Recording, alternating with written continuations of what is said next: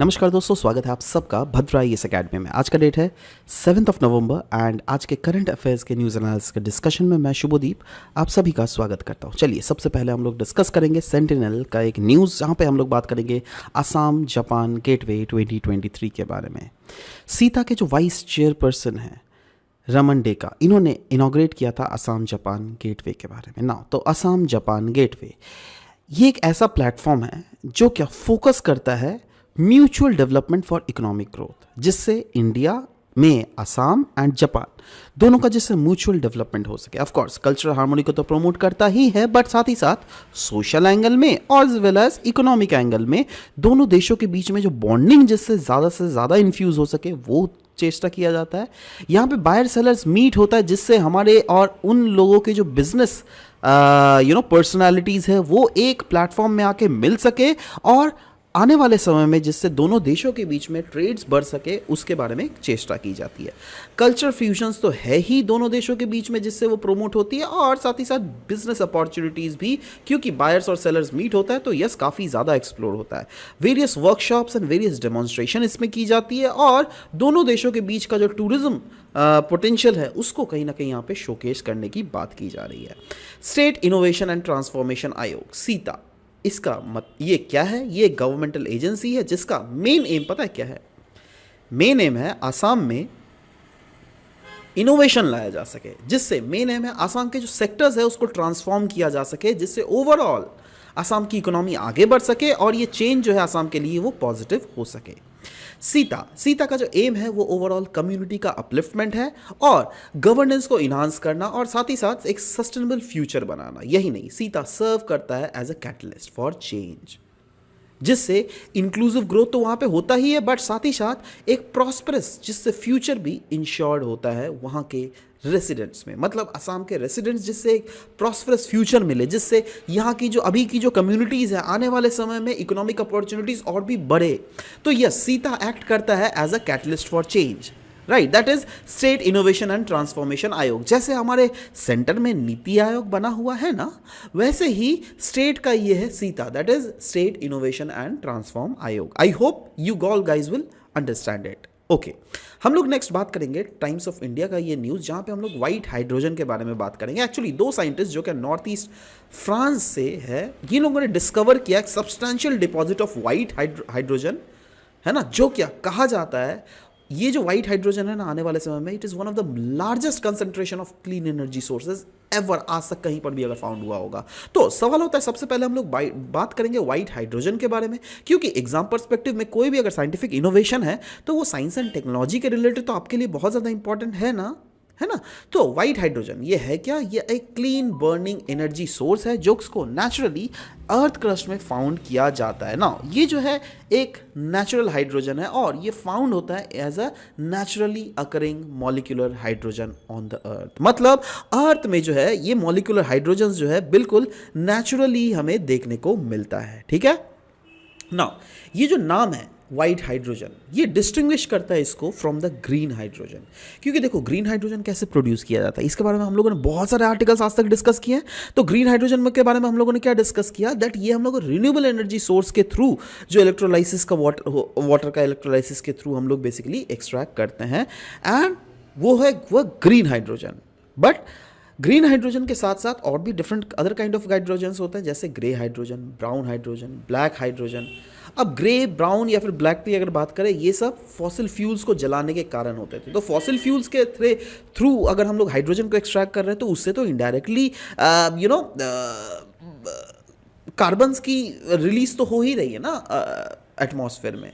तो हमारा एम क्या था? यस, जिससे ग्रीन हाइड्रोजन। और अभी हम लोग किसके लिए बात कर रहे हैं? व्हाइट हाइड्रोजन के बारे में। इसकी ओवरऑल सिग्निफिकेंस की अगर बात करें, व्हाइट हाइड्रोजन का जो इन्वेंशन हुआ है, ये कहा जा रहा है पोटेंशियली एबंडेंट और अनटैप्ड सोर्स है क्लीन बर्निंग एनर्जी का। और व्हाइट हाइड्रोजन का एस्टिमेटेड कॉस्ट लगाया जा रहा है दैट पर किलोग्राम $1 का, रफली अराउंड 85 रुपीज़ के आसपास होगा, एंड जो कि ग्रीन हाइड्रोजन से तो सिग्निफिकेंटली लोअर होगा। तो ये कॉस्ट जो है ग्रीन हाइड्रोजन का पता है $6 पर किलोग्राम है। तो अगर हम लोग कॉस्ट पर्सपेक्टिव से देखें व्हाइट हाइड्रोजन और green hydrogen, undoubtedly green hydrogen जो है यहाँ पर, सॉरी व्हाइट हाइड्रोजन जो है वहाँ पर ये मोर अफोर्डेबल हो रहा है। मोर ओवर व्हाइट हाइड्रोजन के जो डिपॉजिट्स है this have been identified worldwide, जिसमें USA, eastern Europe, Russia, Australia, Oman, France, Mali, ये कुछ कुछ ऐसे कंट्रीज है जहां पे हमको व्हाइट हाइड्रोजन के अभी तक के डिपॉजिट्स देखने को मिले हैं। नेक्स्ट, इंडियन एक्सप्रेस का ये बहुत ही इंपॉर्टेंट आर्टिकल था, यहाँ पे बात की गई थी हंगर स्पॉट के बारे में, तो उसी के बारे में हम लोग डिस्कस करेंगे, क्योंकि फूड एंड एग्रीकल्चर ऑर्गेनाइजेशन ने एक वार्निंग इशू किया था रिगार्डिंग एक्यूट फूड इनसिक्योरिटी, और ये कहा जा रहा है दैट आने वाले समय में तो ये वर्सन होने वाला है इन 18 हंगर हॉटस्पॉट, जो क्या कवर कर रहा है 22 कंट्रीज को। तो सवाल होता है हंगर हॉटस्पॉट्स होता क्या है? हंगर हॉटस्पॉट्स ये एक वैसे रीजन है या फिर कंट्रीज है जिसको आइडेंटिफाई किया जाता है भाई कोई भी ऑर्गेनाइजेशन जैसे food and agriculture organization as a acute food insecurity in the pressing concern. मतलब अभी अगर कोई भी ऐसा रीजन है जहां पर फूड शॉर्टेजेस हो रहा है, दैट इज अगर बहुत जने लोग हैं जो कि क्रिटिकली फूड शॉर्टेज फेस कर रहे हैं या फिर करने वाले हैं, और वहां की जो कंडीशंस है वो वर्स्ट होती जा रही है, और ऐसी वर्ड्स होने वाली है जिससे क्या एक्सपेक्ट किया जा रहा है that in near future intensity जो होगा लाइफ थ्रेटनिंग कंडीशंस का वो बढ़ता रहेगा। तो उस टाइप के रीजन्स को हम लोग कहेंगे क्या? Hunger hot spot. ठीक है, और अगर हंगर स्पॉट्स वाले रीजन, हॉट स्पॉट वाले रीजन देख लीजिएगा, these are predominantly the country of Africa, और यस अफगानिस्तान भी इसमें है। अफगानिस्तान बहुत डेंजर हॉटस्पॉट में है, और यहाँ साथ ही साथ पाकिस्तान भी है, right? So yes these are the countries which are majorly hunger spots regions of the world. Now PME का ये न्यूज़ है, यहाँ पे हम लोग बात करेंगे वर्ल्ड फूड इंडिया 2023 के बारे में, क्योंकि रिसेंटली हमारे प्रधानमंत्री मोदी जी ने इनॉग्रेट किया था second edition world food India 2023 का। तो ये इवेंट के थ्रू इंडिया क्या शोकेस कर रही है पता है? इंडिया शोकेस कर रही है देखो हम जो है ना दुनिया का फूड बास्केट होने वाला है, और अनडाउटेडली आपको पता है दैट 2023 को हम लोग सेलिब्रेट भी कर रहे हैं। यूनाइटेड नेशंस के द्वारा बोला गया दैट ये एक इंटरनेशनल ईयर ऑफ मिलेट है, राइट? तो यस उसको भी सेलिब्रेट किया जा रहा है ना। यहाँ पे कुछ डेटाज दी गई थी इस आर्टिकल में, तो मैंने सोचा चलो इसके बारे में भी आपसे डिस्कस कर लेता हूँ। पहला डेटा यहाँ पे बोला गया की ग्रोथ पिलर्स, अगर देख लीजिएगा वो क्या क्या है, देखो वो है एम्पावरिंग स्मॉल फार्मर्स। अगर हम लोग फार्मर प्रोड्यूसर ऑर्गेनाइजेशंस के थ्रू स्मॉल फार्मर्स को एम्पावर करें तो अनडाउटेडली हम लोग आने वाले समय में अगर वो लोग एम्पावर्ड होंगे, अगर वो लोग ज़्यादा पैसे कमाएंगे तो ही ना वो लोग, देखो पैसा क्या होता है ना, एक ऐसा चीज़ जरिया होता है जो क्या पीछे से आपको पुश करता है दैट यस आप कमाते रहो। ठीक है, ऑर्गेनाइजिंग 2 लाख माइक्रो एंटरप्राइजेस जिससे बूस्ट किया जा सके स्मॉल स्केल इंडस्ट्रीज को, और इन्वॉल्व करना over 9 crore women through self help group. मतलब 9 करोड़ वुमेन्स के थ्रू सेल्फ हेल्प ग्रुप को कहीं ना कहीं ऑफ कोर्स बढ़ाना चढ़ाना, राइट? तो इससे क्या फायदा होगा that ultimately there are womanisation of agriculture also that is being taking place, right? तो अगर वुमेन्स अगर एग्रीकल्चर में डायरेक्टली या फिर इनडायरेक्टली इंक्लूड होंगी तो कहीं ना कहीं प्रोडक्टिविटी तो बढ़ने वाली है ना आने वाले समय में, इसीलिए यह बात बोला जा रहा है। नाउ अगर हमारे देश में फूड प्रोसेसिंग इंडस्ट्रीज का कंडीशन देख लीजिएगा, अनडाउटेडली ग्रोथ तो हुआ है, देखो पहले से ग्रोथ तो होगा, राइट? और ये कहा जा रहा है सिग्निफिकेंट ग्रोथ हुआ है, जिसके तहत एफडीआई इन्वेस्टमेंट जो इस सेक्टर में है ना फूड प्रोसेसिंग इंडस्ट्रीज में वो अराउंड ₹50,000 करोड़ रुपीज़ है। और फूड प्रोसेस्ड फूड की अगर बात करें वो अभी कंट्रीब्यूट पता है कितना करता है एग्रीकल्चर एक्सपोर्ट में? रफली अराउंड 23% है ना, जिसमें 150% का ओवरऑल इंक्रीज हमको देखने को मिला है। प्रोसेसिंग कैपेसिटी जो है वो भी एक्सपैंड हुआ है, ओवर 200 लाख मेट्रिक टन्स का प्रोसेसिंग कैपेसिटी इवॉल्व हुआ है। तो अनडाउटेडली प्रोसेसिंग कैपेसिटी जब इवॉल्व हुआ है, मैन्युफैक्चरिंग जब चीज़ें हो रही है, तो ये क्या दर्शाता है? ये दर्शाता है दैट यस चीज़ें आगे बढ़ रही है, राइट? एंड बहुत सारे ऐसे इनिशिएटिव्स भी हमारे देश के गवर्नमेंट के द्वारा लिया गया है जिससे इस फूड प्रोसेसिंग इंडस्ट्रीज को और भी ज़्यादा प्रमोशन मिले, जैसे पीएम किसान संपदा योजना, 1 डिस्ट्रिक्ट 1 प्रोडक्ट स्कीम, प्रधान प्रोडक्शन लिंक इंसेंटिव स्कीम जो कि फूड प्रोसेसिंग इंडस्ट्रीज को मिलता है, वैसे ही ईट राइट इंडिया मूवमेंट। तो ये सब क्या है भाई? ये सब इनडायरेक्टली जो है इस सेक्टर्स को प्रमोट कर रहा है ना, तो वही है। नेक्स्ट इज हम लोग द हिंदू से ये आर्टिकल डिस्कस करेंगे। ये डिस्कस करेंगे हम लोग कवच के बारे में। कवच का एक अलग सा भी नाम है, वो है ट्रैफिक कोलिजन अवॉइडेंस सिस्टम। इसको हम लोग इंडिजिनसली नाम हम लोग दिया है कवच। अब ये सिस्टम क्या है ना, ये कभी भी अगर 2 पैसेंजर ट्रेन अगर जा रही है उसको कोलिजन होने से बचाती है। रिसेंटली आपने न्यूज़ भी सुना होगा दैट 2 पैसेंजर ट्रेन के बीच में कोलिजन हुआ है, that is Vizianagaram district in Andhra Pradesh में दो पैसेंजर ट्रेन के बीच में कोलिजन हुआ है। तो कहा जाता था अगर ये कवच होता है इसमें तो इट कुड हैव प्रिवेंटेड बहुत सारे लाइव्स, जिसके कारण लोगों को प्रॉब्लम होती है। सो कवच एक कैब सिग्नलिंग कंट्रोल सिस्टम है जिसको ऐसे डिज़ाइन किया गया है जिससे ओवर स्पीडिंग या फिर कोलिजन अगर दो ट्रेन के बीच में हो रही है तो वो जिससे रुक सके। ठीक है, कवच एक ट्रेन कंट्रोल सिस्टम है with anti collision features that was developed over 10 years by the Indian railway research design standard organization. ये 10 साल लग गया है इस एंटी कोलिजन फीचर को बनाने में। ये फंक्शन करती है as a watch dog over the existing signal system और इसको डिज़ाइन किया गया है जिससे वार्न किया जा सके ट्रेन के लोको पायलट, जिसको हम लोग ड्राइवर बोलते हैं, ट्रेन के ड्राइवर्स को। ठीक है, तो जब भी ये लोग रेड सिग्नल को फेल बहुत समय होता है ना, नोटिस नहीं किया, तो उस समय इसको सतर्क किया जा सके। अगर लोको पायलट नहीं स्लो डाउन करता है ट्रेन को तो ट्रेन सिग्नल्स को ओबे करेगी और कवच सिस्टम ऑटोमेटिकली अप्लाई कर देगा इमरजेंसी ब्रेक, जिससे ट्रेन जो है वो रुक सी जाएगी। तो ये कवच जो है एंटी कोलिजन कंट्रोल सिस्टम है। नेक्स्ट हम लोग बात करेंगे द हिंदू का स्मॉल मॉड्यूलर रिएक्टर्स के बारे में।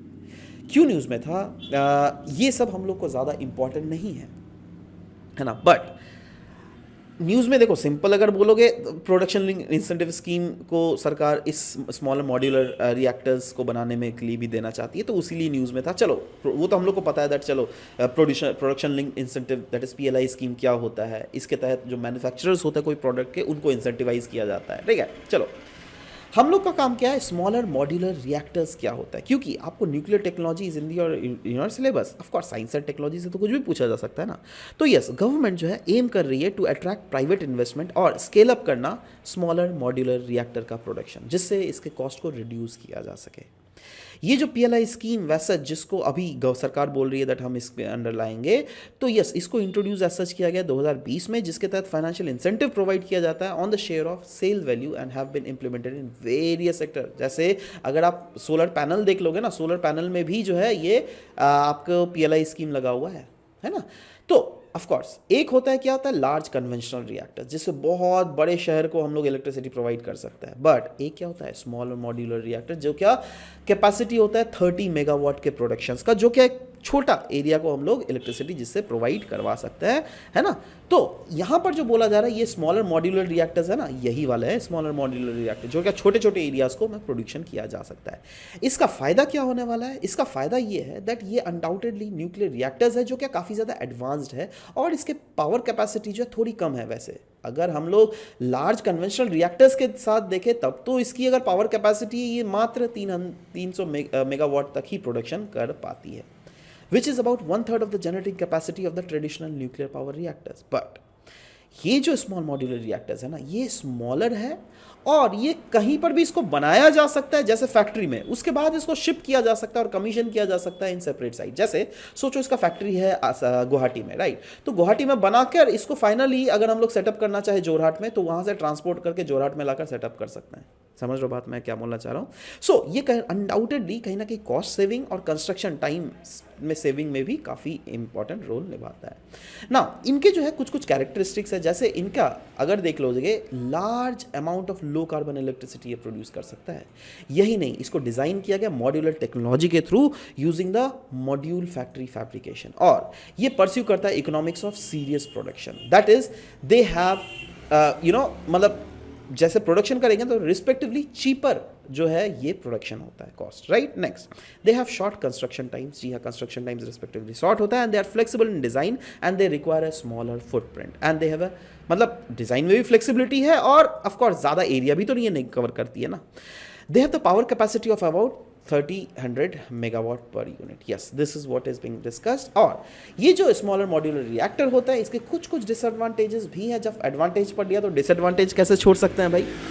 ये थोड़ा ज़्यादा टाइम लगता है बिल्डअप करने में, इसकी कैपिटल कॉस्ट ज़्यादा है और इसकी जो बनावटी है ना वो थोड़ा ज़्यादा कॉम्प्लेक्स है। नेक्स्ट हम लोग बात करेंगे encore, that is enabling communication on real time environment. Encore election commission of India ने डेवलप किया है एक इन हाउस सॉफ्टवेयर सिस्टम जिसका नाम है इनकोर। याद रखना इनकोर का full form enabling communication on real time environment. Now ये क्यों डेवलप किया गया? जिससे मैनेज किया जा सके कैंडिडेट्स और इलेक्शंस को ज्यादा एफिशिएंटली। तो सवाल होता है, इसके फीचर्स देखते हैं और उस फीचर्स का डिस्क्रिप्शन एक एक करके देखते हैं। सबसे पहला फीचर है कैंडिडेट नॉमिनेशन और एफिडेविट प्रोसेसिंग। देखो, ये जो भी इलेक्शन के जो रिटर्निंग ऑफिसर्स होते हैं ना, वो इस इनकोर सिस्टम के थ्रू आराम से हैंडल कर सकते हैं कैंडिडेट की नॉमिनेशन और एफिडेविट बहुत ही फास्ट तरीके से, right. Voter turnout and data management के लिए भी ये बहुत ज्यादा लाभदायक है, क्योंकि इसके थ्रू, ये सिस्टम के थ्रू आप आराम से जल्दी रियल टाइम बेसिस पे ट्रैक कर सकते हो वोटर टर्नआउट और इफेक्टिवली मैनेज कर सकते हो इलेक्शन के डेटास को। यही नहीं, काउंटिंग और रिजल्ट्स, यस, ये इंक्लूड करता है counting application for digitising votes, tabulating round wise data and generating statutory reports for counting। मतलब ये जो है ना, अनडाउटेडली काउंटिंग एप्लीकेशंस के थ्रू आप वोट्स को तो 100% डिजिटाइज कर ही रहे हो, बट साथ ही साथ जो आप डेटा भी जो है ना, कितना घंटा में किस कैंडिडेट को कितना वोट मिला, एक प्रॉपर स्टैट्यूटरी रिपोर्ट जो क्या पार्लियामेंट में प्रेजेंट करना होता है, उसको एकदम ऑथेंटिक डेटा ये प्रेजेंट करेगा। स्क्रूनिटी ऑफ नॉमिनेशंस, बोला जा रहा है दैट इनको स्क्रूनिटी एप्लीकेशन जो है ये अलाउ करता है रिटर्निंग ऑफिसर, जिससे वो कैंडिडेट के नॉमिनेशन को प्रॉपर्ली स्क्रूटनाइज कर सके ऑनलाइन और उनको मार्क कर सके या वो क्या उनको एक्सेप्ट किया गया या रिजेक्ट किया गया या फिर विड्रॉ कर लिया गया है। ऑनलाइन नॉमिनेशन एफिडेविट पोर्टल, ये कहीं ना कहीं इलेक्शन कमीशन ऑफ इंडिया को ऑफर करता है एक ऑनलाइन पोर्टल कैंडिडेट के लिए, जिससे वो फिल आउट कर सकते हैं nomination forms and different other जो प्रोसेसेस होता है इलेक्शन के समय, right. Next is candidate affidavit portal, जो कि डिस्प्ले करता है इंफॉर्मेशन अबाउट द कैंडिडेट का financial access assets and liabilities, that कितना पैसा है, कितना लायबिलिटीज है। एंड इनकोर नोडल ऐप, जो कि वेरियस गवर्नमेंट डिपार्टमेंट्स प्रोवाइड करती है no objection certificates through this application, जिससे इंश्योर किया जाता है that political parties and candidates receive the necessary permissions for road shows and meetings. तो सब कुछ जो है इनकोर ऐप के थ्रू आराम से एक्सेस किया जा सकता है। जब हम लोगों ने बात किया that election commission of India के द्वारा डेवलप किया गया ये सॉफ्टवेयर, तो इलेक्शन कमीशन ऑफ इंडिया के बारे में भी देख लेते हैं भाई, ये है क्या। देखो, इलेक्शन कमीशन ऑफ इंडिया जो है ये कॉन्स्टिट्यूशनल बॉडी है जिसको एस्टैब्लिश किया गया था कॉन्स्टिट्यूशन ऑफ इंडिया के द्वारा। इनका काम क्या है? इनका काम है दैट हमारे देश में जो कंडक्ट करना और इलेक्शंस और रेगुलेट करना, इन्हीं का काम है। ये एक 5 मेंबर बॉडी है जो क्या डायरेक्ट और कंट्रोल करती है entire process of conduction of election, जिसमें पार्लियामेंट में इलेक्शंस तो होता ही है, स्टेट लेजिस्लेचर में भी इलेक्शंस होता है और office of president and vice president का इलेक्शन का जो दारोमदार है वो इलेक्शन कमीशन ऑफ इंडिया का ही होता है। सिर्फ यही काम नहीं करती है election of commission of India, ये जो है ना, अगर सोचो कोई भी सिटिंग मेंबर ऑफ पार्लियामेंट को डिस्क्वालीफाई करना है पोस्ट द इलेक्शन, राइट, तो एडवाइस जो देगी ना प्रेसिडेंट को, वो इलेक्शन कमीशन ऑफ इंडिया ही देगी। रिजॉल्व करती है डिस्प्यूट रिलेटिंग टू स्प्लिट्स या फिर मर्जर, है ना, और इंप्लीमेंट करती है कोड ऑफ कंडक्ट और पनिश करती है कोई भी कैंडिडेट को या फिर पार्टी को जो भी इस टाइप के कोड ऑफ कंडक्ट को वायलेट करता हुआ हमको दिखता है। नेक्स्ट हम लोग बात करेंगे डाउन टू अर्थ का ये रिपोर्ट। यहाँ पे हम लोग बात करेंगे 2023 का एडेप्टेशन गैप रिपोर्ट के बारे में, जिसको रिलीज किया गया था United Nations environment programme UNEP के द्वारा। तो याद रखिएगा, ये एडेप्टेशन गैप रिपोर्ट कौन निकालता है? United Nation environment programme. Adaptation gap ये क्या है? ये एक डिफरेंस है between the funds needed to adapt to climate change in the countries and the actual financial support received. जैसे हम लोगों ने बोला है ना दैट, आपको पता है ना दैट जो क्लाइमेट चेंज है उसका मेन रीजन कौन है? सारे जो डेवलप्ड कंट्रीज है, सारे जो अमीर कंट्रीज है वो है, राइट। अब डेवलप्ड कंट्रीज तो इसके रीजन है, बट अभी जो आपको क्या मैं बोल सकता हूँ दैट अभी जो ये इनडायरेक्ट गैप हो रहा है, मतलब हम जो देख रहे हैं दैट क्लाइमेट चेंज हो रहा है, तो उसके फंडिंग को कौन फिलअप करेगा? अनडाउटेडली ये डेवलप्ड कंट्रीज का ही काम है ना। डेवलप्ड कंट्रीज ही तो आपके जाकर जो भी अंडर डेवलप्ड कंट्रीज है उनको पैसे देगी। समझ रहे हो मैं क्या बोल रहा हूं? तो पैसे कहां से आएंगे? डेवलप्ड कंट्रीज से। कहां पर? अंडर डेवलप्ड कंट्रीज के पास, राइट। तो ये एडेप्टेशन गैप क्या बतलाया गया है दैट अंडर डेवलप्ड कंट्रीज को से फॉर एग्जांपल 100 रुपए चाहिए थे और अगर आप उसको सिर्फ 10 रुपए दे रहे हो तो कैसे होगा भाई?